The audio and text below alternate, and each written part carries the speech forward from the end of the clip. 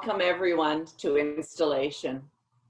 This evening, I begin our program by acknowledging the Honor Guard, which recognizes Branksome Hall's Scottish heritage and signals the opening of this traditional ceremony. The Honor Guard stands as a symbol of the value we place on leadership.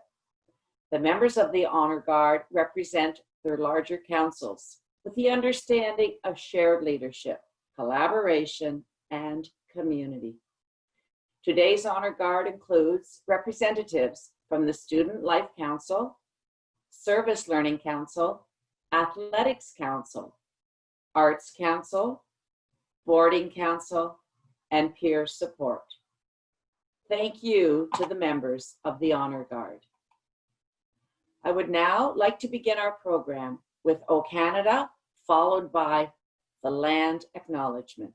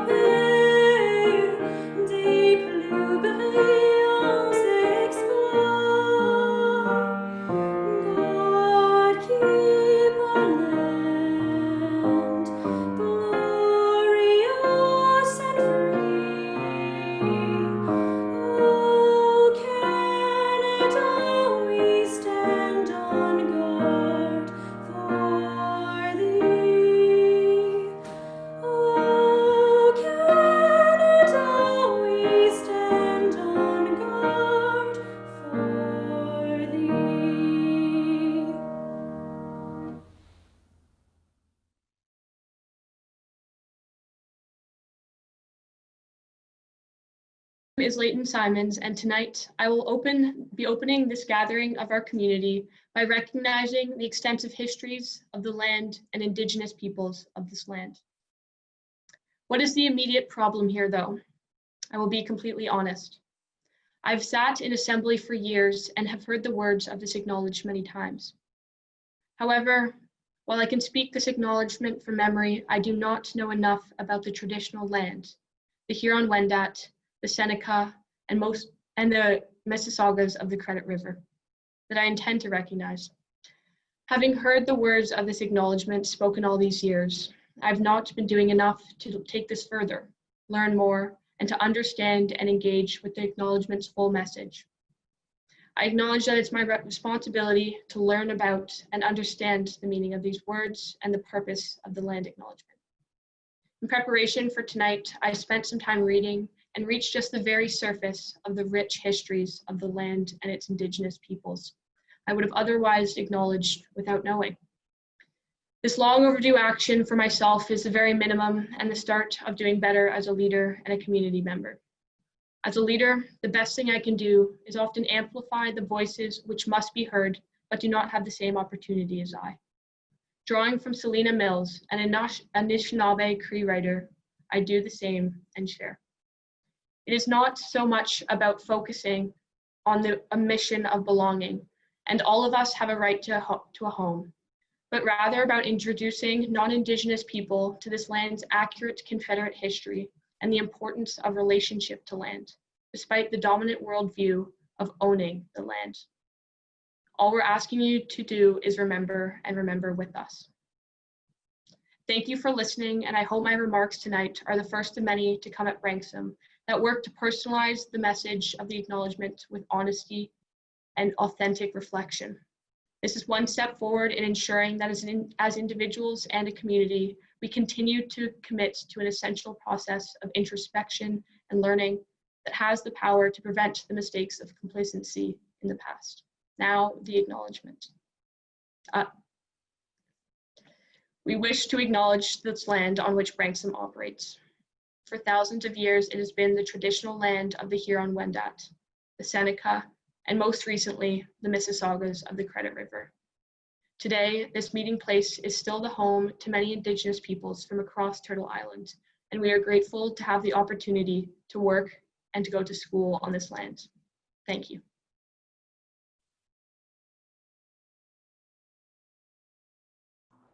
Thank you, Leighton, and good evening, everyone. A very warm welcome to Branksome Hall's installation ceremony.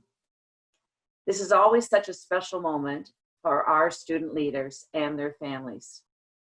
Installation is a long-held and beloved Branksome Hall tradition where we come together to recognize, encourage, and celebrate leadership. At this year's installation, you are all participating in an occasion unique in our history. As I am sure you can appreciate, we had to reimagine this cherished tradition while navigating it in a virtual space. Though we are not all together in person, I wish to share some thoughts on installation and what it signifies. For nearly a century, installation at Branksome Hall has been a celebration of student leadership and community. In fact, this tradition of recognizing student leadership goes all the way back to 1928. I find this truly remarkable, and I am so proud that we are all part of an institution that has recognized women's leadership as foundational to its mission, vision, and values. I would like to say a few words about values. I like to think of them as the bricks and mortar that build the foundation of Branksome Hall. We stand on these values, and we grow taller, stronger as our values become the lived experience of every student and community member. Today is an example of all four of our school values, beginning with sense of community. We are all gathered here together to share in the celebration and recognition of school leaders. We also see the Branksome value of creativity in action as we adopt innovative technology to bring installation to our community. During today's program, you will hear stories of how Branksome Hall students and alumni are making a difference. This is another important Branksome Hall value. And finally, inclusiveness, which is where I will pause and share with you the meaning as defined by Branksome of this value. I quote, "As an inclusive community, our worldview respects the fundamental dignity of each person. We create an inspiring, dynamic, and caring environment where we champion diversity in its broadest sense." This value is one where we have been challenged recently, hearing stories of the lived experiences of our students and alum when they did not feel included, nor that their unique perspectives were being honored. Today is an opportunity to step into this value as we more deeply understand the lived experience of members of our community and how we can ensure that inclusiveness is truly the bricks and mortar, that it is foundational to Branksome Hall. While our keynote speaker is usually one person, this year, for the first time, we will instead share a conversation with three special guest speakers. Dr. Mira Gambir, our head of research and DEI, diversity, equity, and inclusion, will moderate. Now for some introductions. C.K. Perks Hoffler, 80, is the past installation speaker and Branksome Hall's first Black head prefect. She is the CEO of the C.K. Hoffler firm, the trailblazing Atlanta-based law firm. She has represented and is also counsel to civil rights icon Reverend Jesse Jackson. Tori Williams, class of 17, has served as president of the Black Students Network at McGill University, where she is majoring in economics. During her free time, she volunteers for the Black Opportunity Fund. While at Branksome, Tori was the student government prefect and led the first ever teacher lip sync. Maria Miruri is a grade 11 student. She is the founding member of the Diversity Council at Branksome and is our Diversity Council Student Life Representative, the first student to hold this role at Branksome. I invite you now to join me in warmly welcoming Dr. Gambier and these remarkable leaders.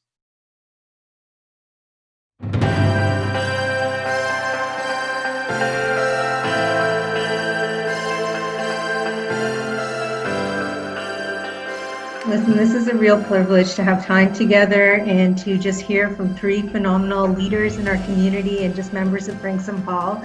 And I look forward to the conversation, and it really is a conversation. So I have a set of questions here that's going to guide us, and it asks a little bit about your beliefs around schooling and education, your beliefs around leadership and activism, your own identity and how that informs your practices, and also just your advice. So I look forward to just walking you through some of the questions over this time together. For me, some of what it carried me through was just my desire to achieve and to excel. That was really important in my friends. When I got to college, I went to a women's college in the US, Smith College. And by the way, our guidance counselor had gone to Smith College, Ms. McLeod. And so she encouraged me to go. Smith was very interested. And I think much like Tori, the Black student, we called the BSA, the Black Student Association, was instrumental in me finding my place. I charted my course academically and what I thought I wanted to do professionally. But you do go through, when you go into these different environments, a sense of finding your place. And so in college, it was the BSA. In law school, it was BALSA, the Black Association of Law Students. And then, you know, you go out to the world. I've always been in environments where I'm one of very few African Americans. So, and a lot of times one of few women. So I've always encountered gender issues and race issues. That's just the story of my life. And that's going to be, if it's not already, Tori and Maria, the story of your lives too. But the message for me is it's not anything that should stop you. It's something that you embrace and you use it to go to higher heights. I want to go back to a couple of things that you picked up. One is that it feels different than it ever has before, that there is that context piece from where you're at within Canadian society, within US society, that is playing out, but there are also some shared experiences around discrimination and oppression that are perennial, that are just timeless in terms of how they are continually showing up in the experiences of our Black community, but also our larger BIPOC community as well. A common Canadian trait is to compare ourselves to the US context. And I think that in doing so, we often look over or deem ourselves as much better, which doesn't allow us to look at the structural, the systemic issues of anti-Black racism within our country.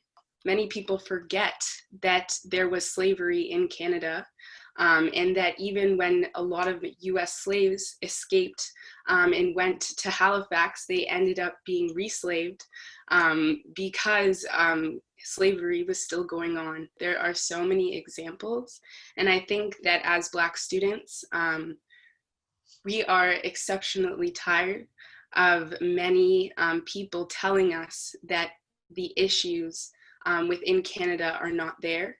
They're there, they're present, and they are affecting the lives of Black Canadians. First step, unlearning things that are toxic, and then also learning in terms of ways of how you can support. And one of those ways is learning about Canadian history. One thing that Branksome can do, teaching Black Canadian history. Huge. So many Black people are sick and tired of being sick and tired, and they're also exhausted.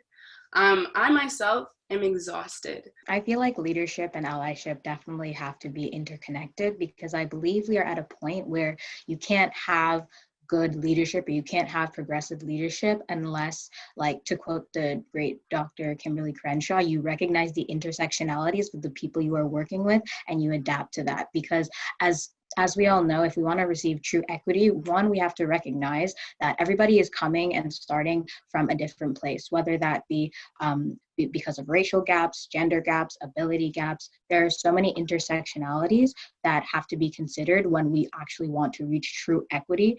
And there is kind of a balancing act to this, because it's not creating quotas and saying, oh, we have to have this many Black people here, we have to have this many women here to reach like equity, but it's about giving people who are interested, who are from marginalized groups, the abilities and the access to information and tools that they need to reach those goals and reach those areas where they have been historically kept out of. For non-Black people, it might just be another name or another like story, another body that's just being seen. But to see yourself constantly being violated, assaulted, killed on camera, that really does take a toll on your mental health, and it really gets hard to continue this kind of work and continue, constantly advocating for yourself, having to feel like you have to prove your humanity to people who are really sometimes not willing to listen, and kind of speaking towards the Canadian context, not willing to do the work to dismantle racism in our own country.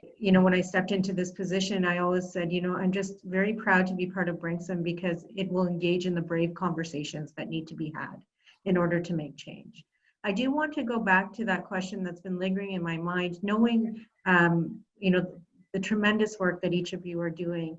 How do you sustain yourself as leaders? I try to be grounded in reality. I never try to get too comfortable with a great situation, because you have to make a little bit of trouble. It's good trouble, as the late Congressman John Lewis in the United States said. And I think leadership is about being a mentor and being a role model for so many. So for me, there's a combination of spirituality, my family. When you have, frankly, two teenage boys, you become very grounded. But then the other thing too, striving for excellence. As a leader, I always want to learn, like listening to Tori and Maria. I love listening to them because, you learn something. And I just kind of feel like that used to be me. My goodness. They're just young and fresh and filled with and not that I'm not filled with that, but I'm also filled with 40 years of other stuff. So it's wonderful to hear you all, because you all give me that comfort that our future is bright. So as a leader, you have to be able to look ahead. You have to know that there's going to be a brighter tomorrow. You have to know that you stand on the shoulders of people who paved the way so that you could get to a better place. I recognize I was the first Black head girl at Branksome Hall. When I was head girl, I wasn't thinking of it as me being the first Black head girl at Branksome Hall. I was just thinking, I'm head girl at Branksome Hall, recognizing, however, that there had never been anyone to step in my shoes. I wasn't the first Black prefect, but that for me was leadership, recognizing that behind me, I felt sometimes, some way, somewhere, there would be another young Black girl who would be head girl. And I knew that I had to be mindful of that and set a great example, make sure that everybody in the Branksome community for years to come would know this is how color of the skin is not the issue. And I wanted them to know that they could do it. They would do it. They would succeed. And it could be a great journey as well that could help them down the line in the future. One trait that I think has been so important, especially when I was president of the BSN, was finding a way to not speak for others per se, but uplift the community so that they have a voice to speak as well. I think that a lot of times, especially maybe in the positions that I've held, because I am one of the few Black people in the room, many people look to me to speak for everyone within the Black community, even though the Black community is so diverse. When I'm in those positions, using that platform to be able to bring other people to the table, I think is just so crucial in terms of a great leader, because no one person has the perfect answer. If anything, we're stronger when we have more voices at the table, more people who are there, who are able to share their opinions, share their life experiences that can then inform better decision making moving forward. CK, what makes a great leader? I think the three things: one, the ability to listen. If you're a leader, you have to be able to listen. Mm. The second, the ability to make it not always about you. And the third, being mindful that you're always a role model if you're a leader. Whether you want to be, whether you feel like being, whether you are tired of being, you're really always a role model. That's part of leadership. But just remember that you're always a leader, and sometimes you're called on to a greater service, and you have to step up to the plate and take the mantle. That's what it is to be a leader. You don't have to always do it, but when called to serve, at some point you decide to serve. Thank you. And as we're thinking about installation and leaders, what is your advice for young leaders? As women and as part of the BIPOC community, what is your advice for the leaders in our community? I would say my advice, speaking as one young leader to another, is just do it. Like, you literally don't know what the outcome is going to be. If you're applying for a position and you're like, oh, I'm not sure, I don't know what other people are applying for the position, they might be more qualified, just send in the application. Write it, send in the application. If it makes you feel better, close the tab after and just forget about it. But there's literally the worst thing that can possibly happen is that they say no. And if you're really curious as to why you didn't end up getting the position or why you didn't make that specific team, ask. It's not the end of the world to not get one opportunity. Just use that as like a learning point and use that as like a place of reference and something that you can remember that feeling, how it felt to maybe not get that position. And then when you do get the position, or if you do get the position that you really want, remember that feeling and remember how good it felt to work hard and be recognized for that position. I would give a reminder that you yourself are still learning, because we are all still learning. And within this role, or within your leadership role, always make sure to remember this idea and not act like you have all the answers. Because at the end of the day, I don't think any of us have all of the answers ourselves. I think that community and drawing on the insights and the experiences of other people is extremely crucial. You have so much power, you have to do great things, and you are an exceptional human being. And I think it's important to never forget that. You will run into Branksomites wherever you are, their family, and you have to, that expression, do you all still say the expression, keep well the road? Mm-hmm. You have to remember that you're always representing a great institution, that for girls, the message is the sky is the limit. The sky is the limit. Even when you confront adversity at Branksome, the sky is the limit, because those teachers are pushing you to excellence, are propelling you to excellence, are propelling you along with your family to understand that no doors should be closed to you because you're Branksomites. And when you run into other people in your life, I've given the course of 35 years as a lawyer, what's happened to me, and it all comes back to people that I knew from Branksome. So you always carry that badge, and remember, just as you carry with pride your family's name, and you don't want to disappoint your parents, at least I'm that way. At this age, I'm still thinking, oh my God, my mom, she's going to be so embarrassed. At this age, remember that you're always carrying Branksome, because Branksome is a formidable institution. With everything going on right now, I'm wondering if there's been like something specific on your hearts right now that maybe that you haven't shared yet that you'd be interested in sharing, just like anything that comes to mind. Sometimes I live in fear. Mm. I live in fear. Mm. That's on my heart, on my mind. I admit that my sadness comes because I fear for my children.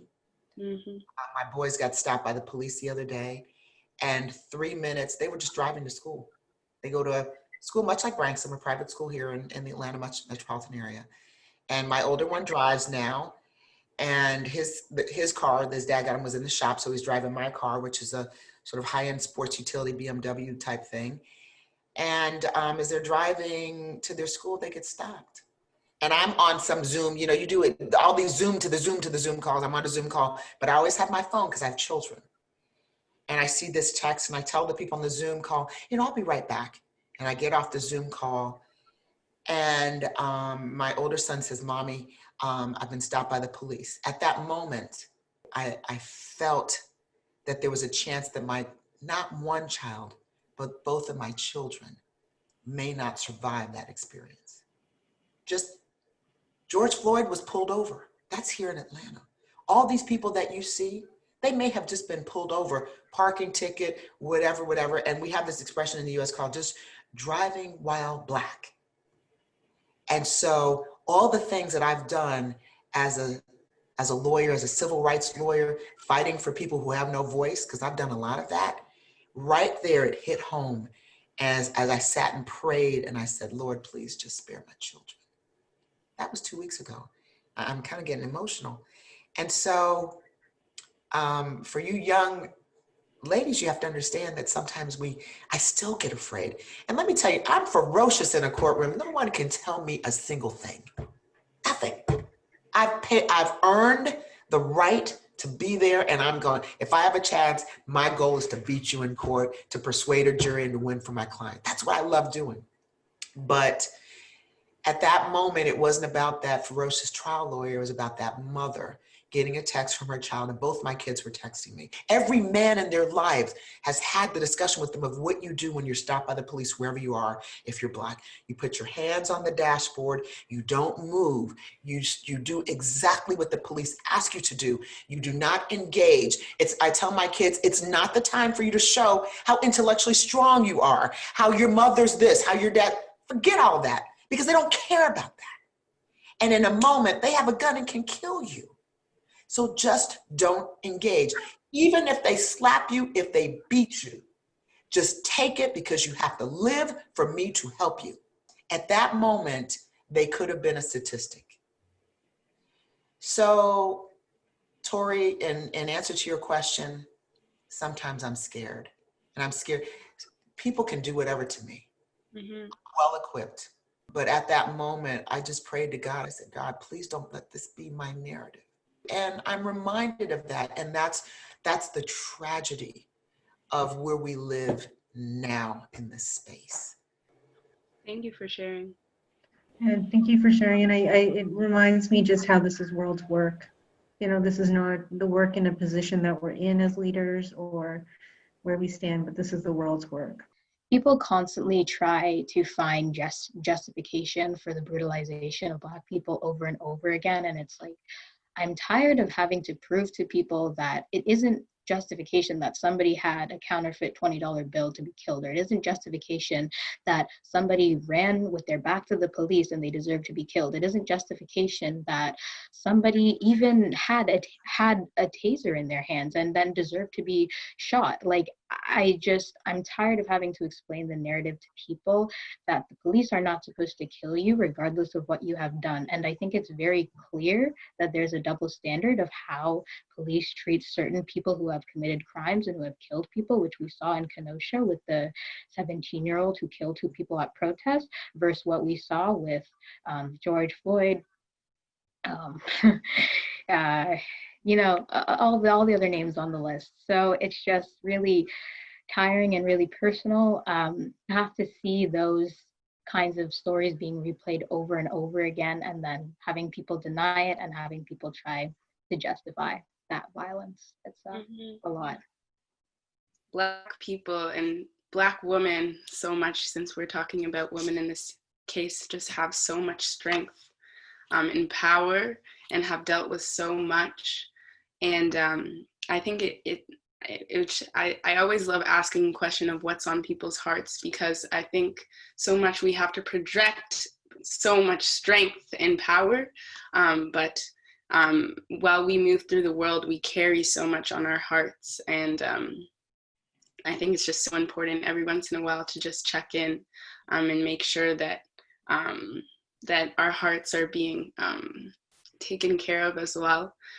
So once again, just thank you so much for sharing. And I think My last words in terms of our talk, in terms of installation, in terms of Branksome girls, in terms of Branksome Black girls, like the phenomenal Maria here, I would just encourage Branksome to make sure that Black girls are able to be both Black and a woman at the same time within this space. Oftentimes within our leadership positions, we are incredible leaders, women, but maybe only just for Black History Month, then we're Black.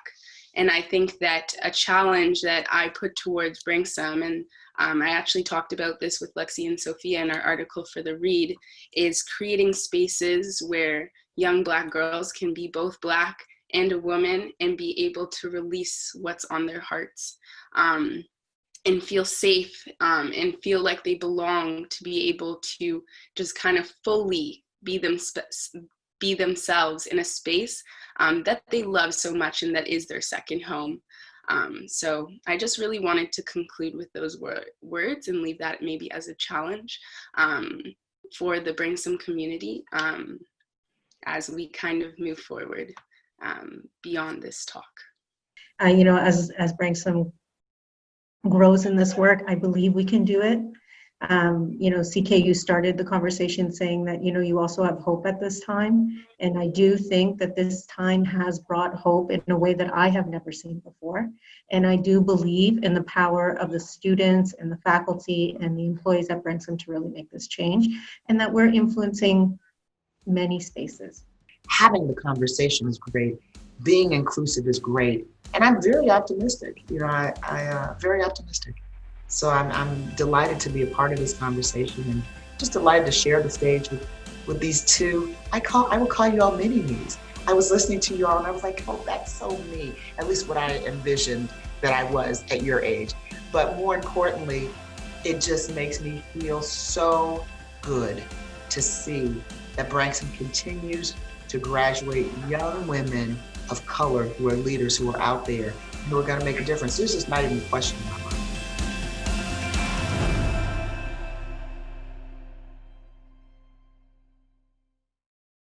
Well, thank you, CK, Tori, and Maria for participating in this extraordinary and very powerful conversation.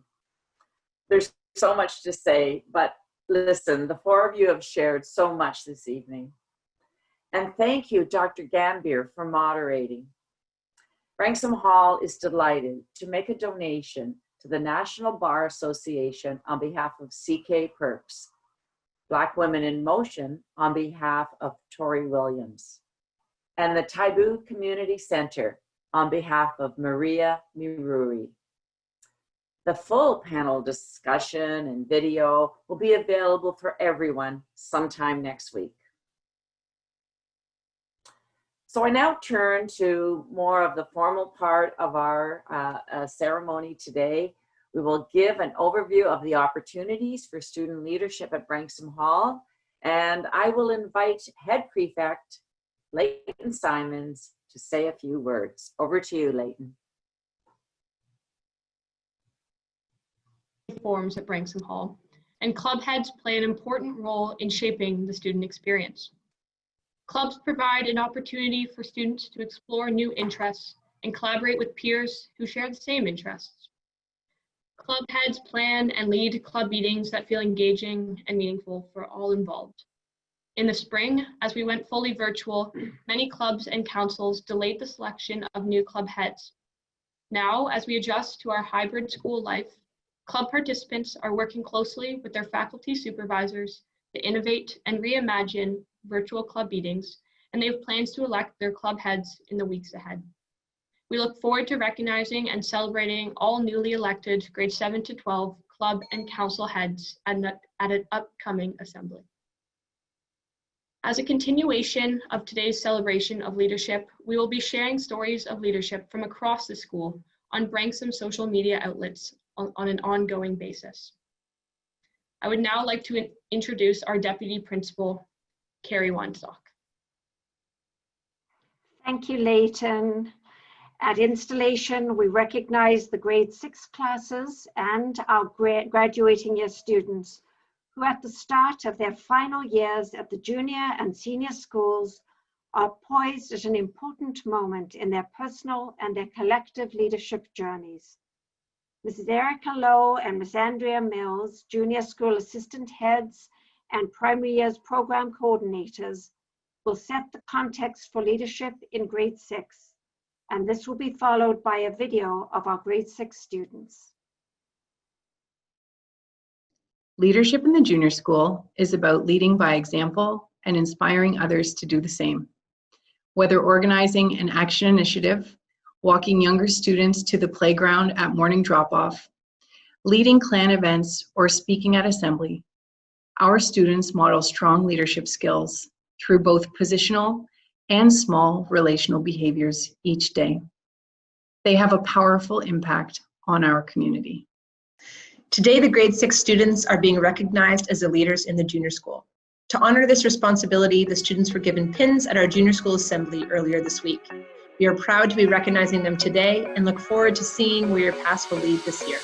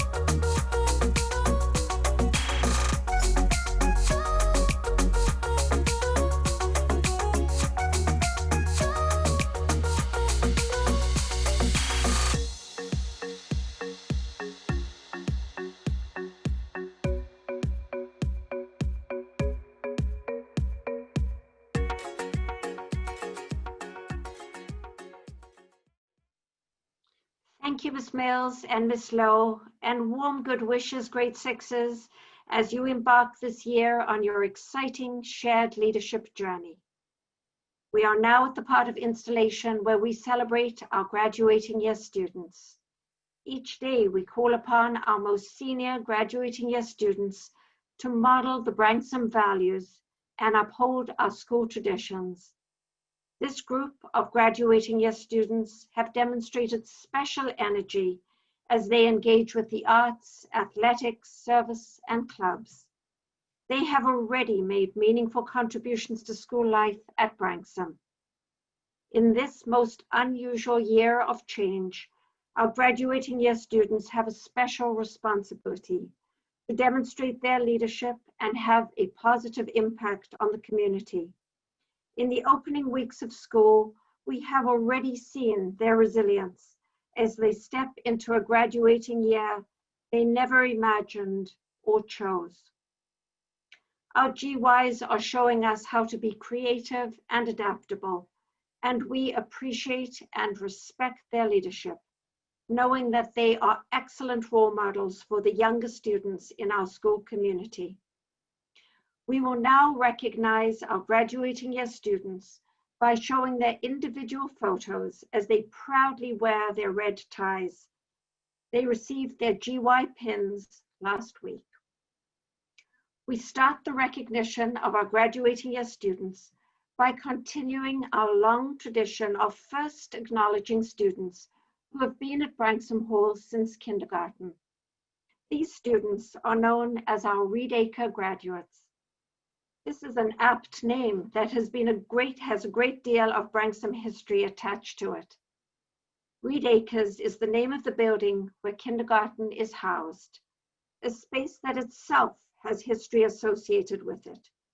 It was named after one of Branksome's historic school leaders, our longest serving principal, Miss Edith Reed. This year, there are 12 students who have been with us at Branksome Hall since kindergarten, 5 students since senior kindergarten, and 7 since junior kindergarten. We know that they will wear their graduating year pins proudly in recognition of their long association with Branksome Hall.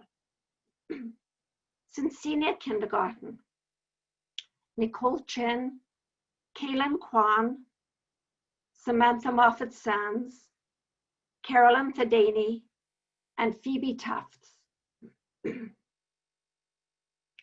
Since junior kindergarten, Liz Brett, Emma Brower, Amelia Giacomelli, Alexandra Kennedy, Lucy McIntosh, Imam Sallanhuden, and Madeline Shepherd-Conlon. Next, we recognize our 2 graduating year reps, Sarah Coombs and Lily Downey. And now we recognize our Alum and Parent Association reps.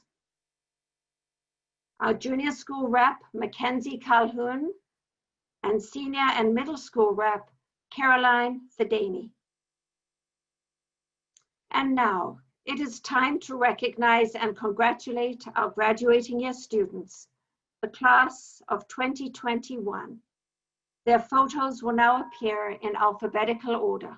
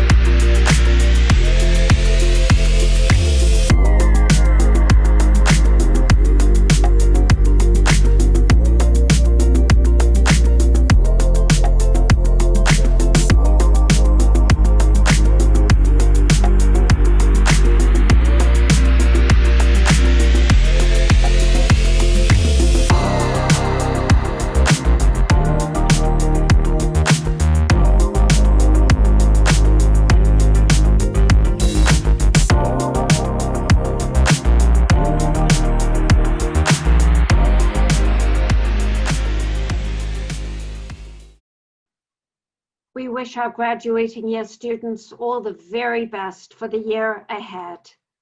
And finally, it is my pleasure to announce the Ruth Caven Memorial Medal for Scholarship, which is awarded to the student who earned the highest honor points in grade 11 for Diploma 1 year. Honor points are awarded for academic achievement, approaches to learning, CAS, and the extended essay. This year, the winner of the Ruth Caven Memorial Medal for Scholarship is Brooke Shaughnessy. Brooke has been an exceptional student for all her 11 years at Branksome Hall. Her teachers comment on her scholarly attention to research and analysis. Brooke's academic interests span a broad range of subjects. At the Green Carpet celebration last June, she received prizes for her exceptional performance in an impressive range of IB subjects, including biology, math analysis, chemistry, Latin, and classics. Beyond her academic excellence, Brooke is a creative student who enjoys opera, hip-hop dancing, baking, and hiking. And this year, Brooke has added cross-country running. In addition, Brooke is a steadfast volunteer at St. Michael's Hospital and has served as co-head of Branksome's HOSA Medical Club. Last year, Brooke maximized her summer vacation with scientific enrichment at the Universities of Toronto and British Columbia. Brooke is an outstanding student with limitless desire for both left and right brain learning. She balances her independent pursuits with her own commitment to wellness. Congratulations, Brooke, on receiving the Ruth Caven Memorial Medal for Scholarship. We now move to the next section of our installation program, where we introduce clan chieftains, middle school clan representatives, junior school clan leaders, prefects, and our head prefect. It is my pleasure to introduce Ms. Kim Nyers, head of senior and middle school. When you have a big school like Branksome, it is very important to have smaller units within it to which students and individuals can belong. Advisors are one way and clans are another. Clans are special because they belong to the students, and in the senior school, the chieftains are elected by the members of each clan. The chieftains and their helpers work hard to create clan spirit through sports activities, games, and competitions. Thank you, chieftains. It is now my pleasure to introduce the senior school clan chieftains. It is a tradition each year that at graduation we announce the winning clan. Since this year's graduation ceremony for the class of 2020 has been postponed, I'd like to take a moment to announce the 2019-2020 winning clan. Congratulations to the Campbell clan and clan chieftain Izzy Boris. Douglas, Maya Kamath Patel. McGregor, Bianca Presenza Long. McLean, Elizabeth Kingsmill. McAlpine, Adeline Arthur. McLeod, Lucy McIntosh. Ross, Maggie Shanahan, and Scott, Hannah Fraser. The middle school clan representatives are elected from grade 8. Campbell, Lily Potow. Douglas, Caitlin Jeffrey. McGregor, Ureen Storo. McLean, Beatrice Mahaffey. McAlpine, Tara Decker. McLeod, Lauren Bolger. Ross, Ava Kedwell, and Scott, Rana Malecki. As the oldest students of the junior school, all of our grade 6 students have a responsibility to be strong leaders. 15 students represent the junior school as fall clan leaders. Representing the junior school clans are Bruce, Charlotte Cambay, and Grace Price. Duncan, Cameron Burke. Fraser, Scarlett Hellman, CJ Wilmont, and Karis Wilmont. Grant, Kennedy Cribbins, and Charlie Winchell. Gordon, Abigail Kitcher, and Sarah Singh. Johnston, Lohan Dong, and Paula Shmilovich. McDonald, Leela Bag, and Chloe Hyduk. Robertson, Layla Papatia, and Rachel Zeidner. Congratulations to all our clan chieftains and leaders. We will now introduce our prefects. These are the elected graduating year students who hold major student leadership portfolios at our school. Each student has an individual portfolio.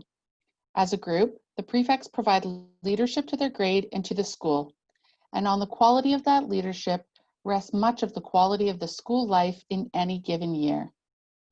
Prefects have a demanding job because they are a liaison between their peers, their teachers, and the administration, and because they uphold and model our Branksome values, demonstrating a high standard of behavior in every aspect of school life. Theirs is a significant responsibility, and I admire them for taking it on. I respect them for the collaborative way in which they are doing so. Admissions, Liz Brett. Arts and Innovation, Alex Kennedy. Athletics, Emily Butterworth. Boarding, Mariana Flores. Clans, Maggie Neinstein. Junior School, Emma Brower. Clubs, Lauren Mahoney. Middle School, Tayo Steininger. Service Learning, Amelia Giacomelli. Social and Wellbeing, Lila Heslett. Student Government, Emma Jo. And Head Prefect, Leighton Simons. Congratulations to our 2020-2021 prefects. It's now my pleasure to introduce Head Prefect Leighton Simons.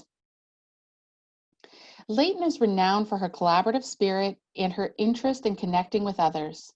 Over her 8 years at Branksome, she has embraced a variety of academic and co-curricular experiences, honing her creative thinking and leadership skills on the social council, as a service learning rep, and a Girls Circles leader. In these roles, Leighton puts others at ease and demonstrates exemplary emotional intelligence. Her participation in the Classic Club and Decolonization Club have also provided her opportunities to be a good listener while engaging with challenging issues. Leighton is keen to drive community action and change. Her endeavors demonstrate her interest in learning, connecting, and building consensus. Last year, Leighton was the recipient of the Bolte Family Learner Profile Award in recognition of her global-minded attributes. In the spring, Leighton spoke eloquently as she introduced Canadian photographer and artist Edward Bertinsky to the Branksome community.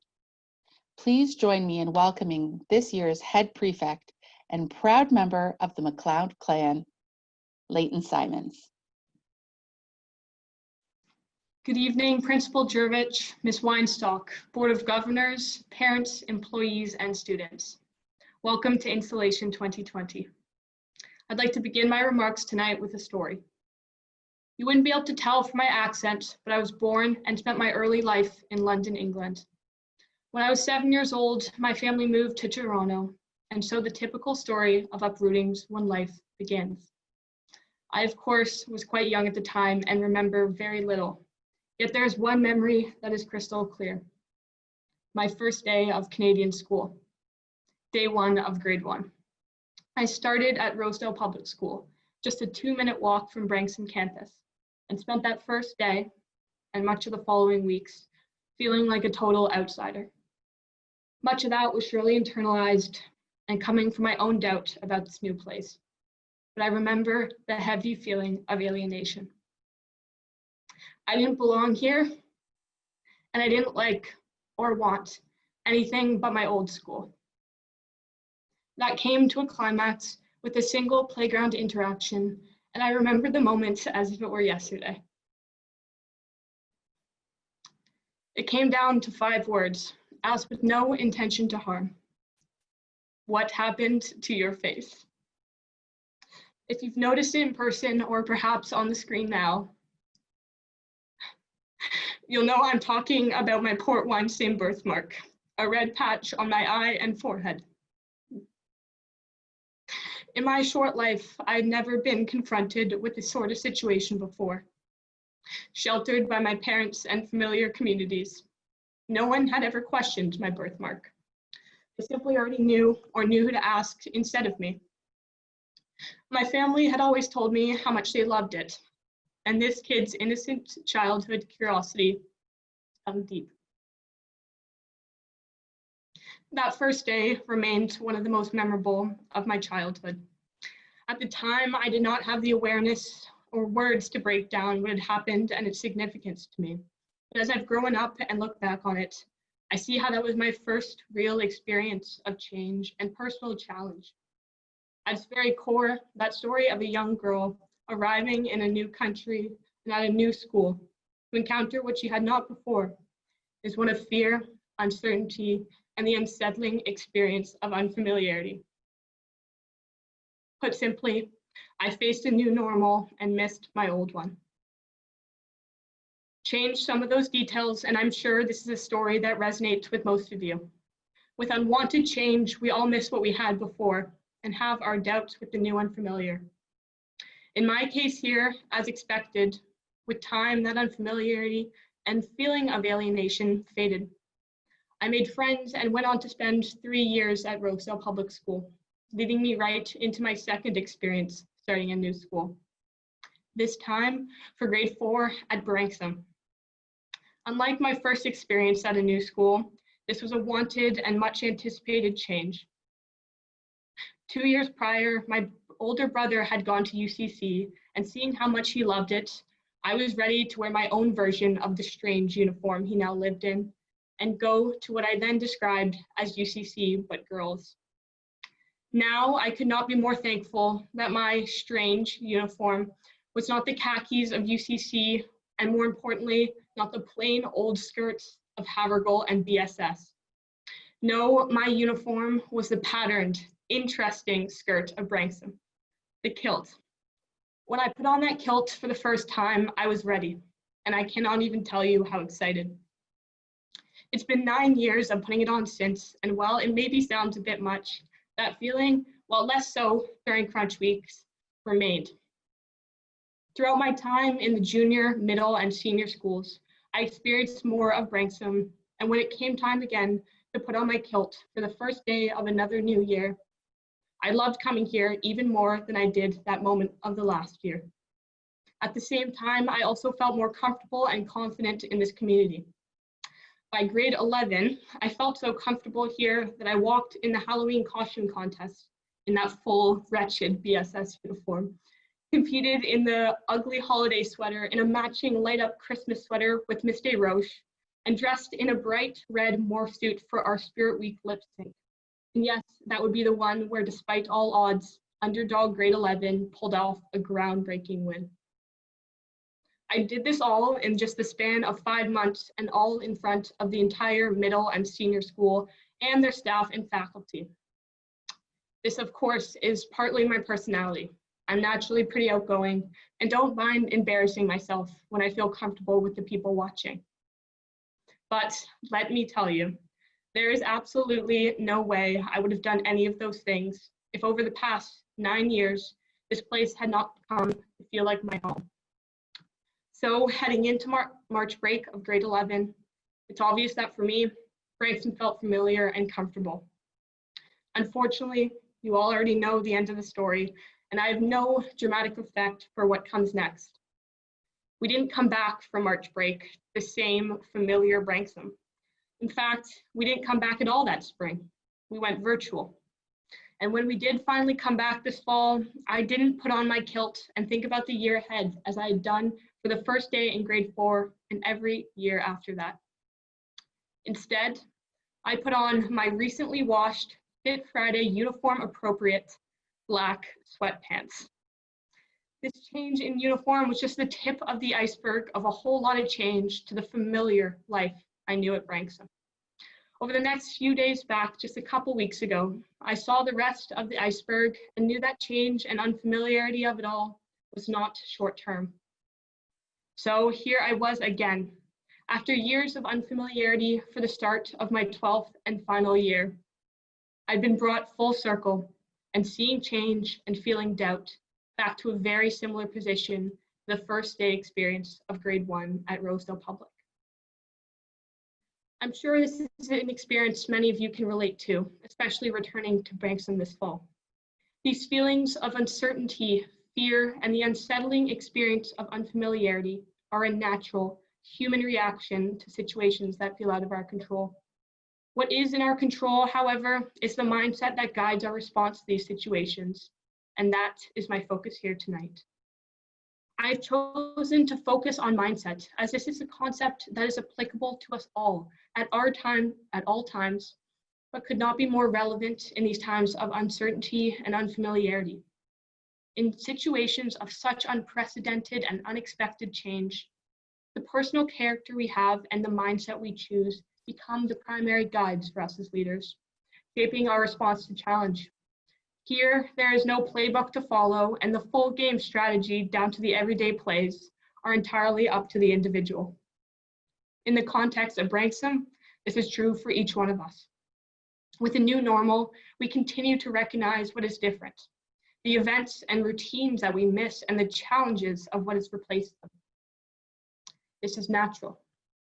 When we know how great the past was, anything else seems less than. In this year, however, we also have a choice of mindset to make that will define us. How will we deal with the uncertainty and unfamiliarity? How will we make the best of how will we make the best of the challenging present to bring a more positive future? Tonight, my message calls on us all to choose what is best for us as individuals and for Branksome as a collective. To choose a forward-looking mindset that neither forgets nor focuses on the past, but instead recognizes the challenges and changes of our present and uses them as opportunities to make a difference. It is through a community of individuals driven by this positive, forward-looking approach. Altogether, we can make the best of our new Branksome and the year ahead. We need leaders to take us in this direction, and this is where each and every one of you comes in. In moving in this direction, I am proud and encouraged by the events of Branksome last spring, which showed the existing dedication and ability for our community to take us down the right path. In response to the murder of George Floyd and the public mobilization against systemic racism ingrained in our society, there was a community response here like none other before. Students and faculty alike first spoke out as individuals, sharing their experiences and perspectives and starting much needed conversations within this community. A group of current students and alum then came together to compile the student proposal for diversity, equity, and inclusion at Branksome. And with over 400 signatures, the collective student voice was beyond powerful. This fall, we came back to Branksome's new diversity, equity, and inclusion vision, an action plan, and tangible changes already underway and planned for the year ahead. This is a start at making necessary progress and a testament to the power of a community wanting to make a difference and to improve the Branksome of the present with a forward-looking mindset. There is still a long road ahead of work in diversity, equity, and inclusion at Branksome, and much change to be made, but it is clear that the drive and dedication to make this necessary change is widespread in our community. Leading BIPOC voices and allies who work to amplify them had and continue to have a different role in this, but are united with a shared mindset. We all need to play our part in bringing needed change. At its core, this mindset is forward-looking and action-based. It is looking to build a better future from a flawed present. It must continue in this area of significant growth for Branksome, and similarly in our response to the new normal and circumstances of this year. In both situations, this begins with individuals and their personal engagement and accountability to the collective mission. This year, instead of just asking ourselves what is wrong with the current situation, we must constantly ask, what can I do to contribute? How can I improve this present? By asking these questions and following through with their answers, we will all be looking for and acting on our next steps in making a difference. For the many formal leaders here tonight, this means looking at our own roles and responsibilities and reimagining them. We can stay true to cherished tradition while also reinventing our roles as the circumstances demand with some very out-of-the-box thinking. And that is what the time calls for. For me, this means coming to terms with the fact that while I wish Branksome offered HL how to be a head prefect in a global pandemic 101, they just don't. There is no course textbook to follow or previous head girl to tell me exactly what to do here. Just myself and my mindset, guided by the Branksome I know and love. This is the same for us all, and finding the possibilities in the difference of our school and roles. We can lead as the formal leaders we were elected and appointed to be, and make an impact in those roles like none other before us. The same possibility is open to us as formal leaders, who look to play a part and make a difference in everyday context. The question we are asking ourselves, what as individuals can we do to contribute, are essential here, as it is on an individual scale that we can make a particularly impactful difference. Even if just for one person, for just one moment, our everyday leadership can make all the difference in the world. The impact of something as small as spending time to check in or making someone laugh can be bigger than we could ever imagine. So, informal and formal leaders, while we may feel our actions are insignificant with such a challenge in front of us, now is the time where every difference is big enough. Every answer to that key question we must ask ourselves, what can I do to contribute, is correct and worthy of an IB 7, Middle Years Program 8, and Junior School 4. If, and by that I mean when, we transfer those next steps into actual actions, we can add a plus sign to that mark. We also must remember that at some point, this will all pass, and Branksome's normal will return to the familiar when we remember. What I hope for us all is that at that point, our response to this personal challenge will be worthy of that same top mark, and we will have no regrets.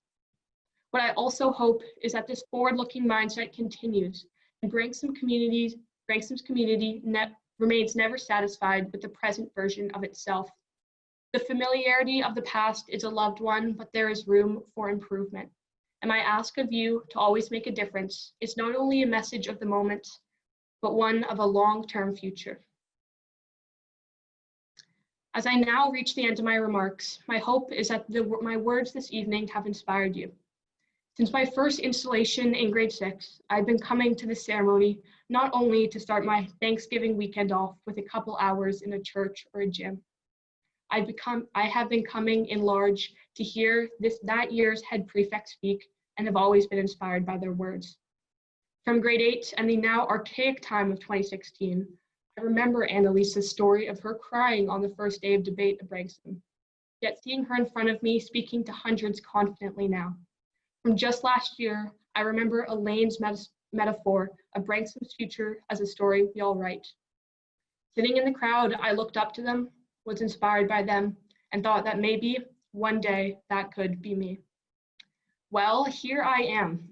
By some miracle in the last 8 years, I did not embarrass myself enough for everyone to decide I am just too weird to be head prefect. I am now the so-called illustrious figure I've always looked up to, and courtesy of Miss Bolte, tonight I look the part. I'm in my full head prefect outfit, wearing the classic red kilt, a slightly too small velvet jacket, more frills than I could ever imagine, and the famous dagger in my sock. The big difference, however, painfully obvious to us all, is that I'm not in the AWC gym speaking to you all in front of me. Instead, I am sitting in my bedroom looking at my own video broadcasting. Outwardly, this may seem like a pretty sad situation. I won't deny that it was not exactly easy, realizing that this moment would be so different from what I expected and from what I'd so long hoped for. But here I return to my own message of mindset. I remember that at the end of the day, I did not want this role to speak in person at installation, but because I've loved my time here at Branksome and wanted, for my final year, to give the same to others and leave this school better than I found it. So this evening, because we're all online and at home, I miss speaking in person, but instead, I gain an opportunity to reach a larger audience than ever before with our junior, middle, and senior schools, to speak when something powerful needs to be heard. So I could turn off my camera now, and as I hear my younger sister clapping from her bedroom, imagine and mourn the loss of what it could have been like to hear and see you all doing the same as I stood at a podium. I bet it would be some feeling, but that is not in my control. All I can control is my focus on leadership now and in the future. I had a unique opportunity tonight to speak to many, and hopefully I made the most of it. This is a forward-looking mindset I've discussed in real-life application. So tonight, like every year at installation, we celebrate student leadership. But tonight, like no other year prior, we have a very special need for it. We all have a role in meeting that need, and it begins with the mindset and ends with the year that is as special as any. So while at the start of my final year and this new normal, I saw absolute unfamiliarity and uncertainty everywhere at Branksome, I now realize this is not the case. This is not as similar to my grade 1 start as I had originally thought. I still feel unfamiliar and uncertain in this new normal, but that is only with the new routines and procedures. I am still just as familiar with our Branksome community as ever, and because of that, I am certain we are all up for the challenge. Thank you.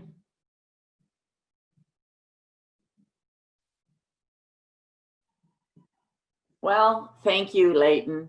Thank you, Leighton, for bringing us so many important messages. Indeed, may I say your words have truly inspired us. Thank you for your thoughtful and inspiring words on leadership, as well as for sharing a very personal story and your reflections. I know we will all remember it. I know that many of us will not only remember your message, but how you delivered it for a very, very long time. We will remember throughout the year your comments on a positive, forward-looking mindset, and that each of us has a responsibility to uphold such an approach, and that our actions truly do have an impact. Thank you also, Leighton, for role modeling leadership for all of us, and for your ongoing commitment to our community. It is a pure joy to work with you and to have you as our head girl this year. We will now end installation with the ceremony of the flags, which is a symbolic handing over of leadership responsibility to this year's leaders. We are pleased to have 5 employees who are also alum participating in this special tradition. This beautiful ceremony is a way for us as a school community to recognize and to celebrate the continuity of our values and our traditions. We incorporate our values, sense of community, inclusiveness, creativity, and making a difference into this important ceremony. In the ceremony of the flags, you will see 5 flags. The 4 colored flags representing truth, honesty, justice, and purity have been symbols of our school's commitment to these original values for over a century. The 5th flag, which is the school flag, is adorned with the Branksome crest, which is familiar to all of our students, as this is the same crest that you wear on your tie pin. The wreath of maples surrounding the crest reminds us that we are a Canadian school. And the book and the spindle in the middle of the crest represent knowledge and industry, Branksome's original motto. And finally, our current motto, keep well the road. It comes from an inscription over the entrance to the original Branksome Castle in Scotland, thus honoring our school's Scottish traditions. Our motto reminds all of us that as members of the Branksome community, it is our duty to always do our best as caring and knowledgeable citizens of this world. This flag symbolizes the spirit of the school, which I pass on to you, that you may lead in the further growth of that spirit and maintain the traditions that lie behind it.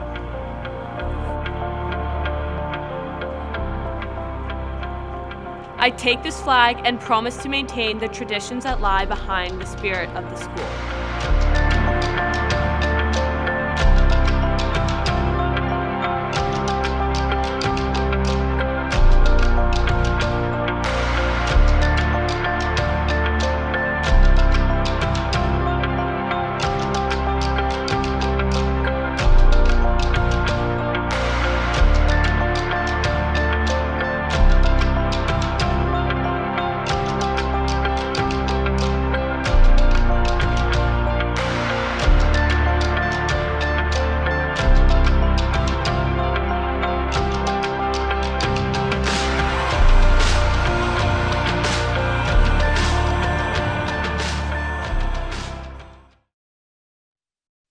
To our students, today's installation has been about celebrating each one of you as you begin your personal journey of leadership.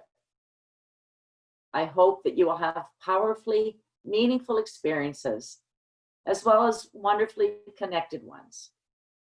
We are also fortunate to be part of this extraordinary Branksome community, and I have never felt prouder. Thank you all for being with us this evening, and this brings installation this year to a close. Thank you.